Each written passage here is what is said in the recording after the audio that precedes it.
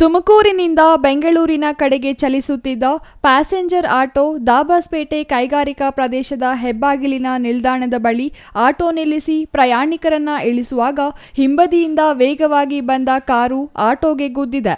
Auto ಮುಂದಿದ್ದ ಲಾರಿಗೆ ಡಿಕ್ಕಿಯಾಗಿ 3 ವಾಹನದ ಮಧ್ಯೆ ಸರಣಿ ಅಪಘಾತವಾಗಿದೆ. ಅಪಘಾತದಲ್ಲಿ ಸೆಕ್ಯೂರಿಟಿ ಕೆಲಸ ಮಾಡುತ್ತಿದ್ದ ನಿಡವಂದ ನಿವಾಸಿ 55 ವರ್ಷದ ವೀರಣ್ಣ ಮೃತಪಟ್ಟಿದ್ದು, ತಿಪ್ಪಗೊಂಡನಹಳ್ಳಿಯ ಸಿದ್ಧಾರ್ಥ ವೈದ್ಯ ಕಾಲೇಜಿನ ವಿದ್ಯಾರ್ಥಿ ನೂತನ್ ಮತ್ತು ಲಕ್ಷ್ಮಮ್ಮ ಎಂಬುವವರ ಸ್ಥಿತಿ ಗಂಭೀರವಾಗಿದೆ.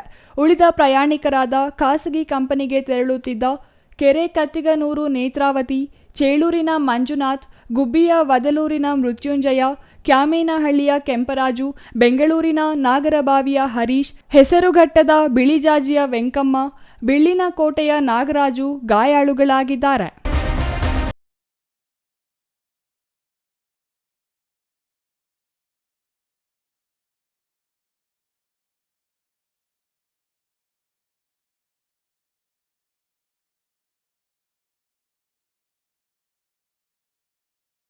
ದಾಬಾಸ್ಪೇಟೆಯ ಖಾಸಗಿ ಆಸ್ಪತ್ರೆಯಲ್ಲಿ ಹೆಚ್ಚಿನ ಚಿಕಿತ್ಸೆ ಪಡೆಯುತ್ತಿದ್ದಾರೆ.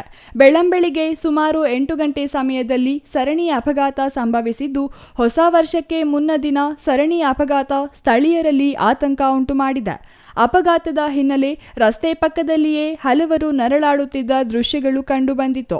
ಹಲವರು ಆಂಬ್ಯುಲೆನ್ಸ್ ಮೂಲಕ ಗಾಯಾಳುಗಳನ್ನು ಆಸ್ಪತ್ರೆಗೆ ರವಾನಿಸಿದರು. ರಾಷ್ಟ್ರೀಯ ಹೆದ್ದಾರಿ 48ರಲ್ಲಿ ಕಿಲೋಮೀಟರ್ ಗಟ್ಟಲೆ ಟ್ರಾಫಿಕ್ ಸಂಚಾರ ಅಸ್ತವ್ಯಸ್ತವಾಗಿತ್ತು.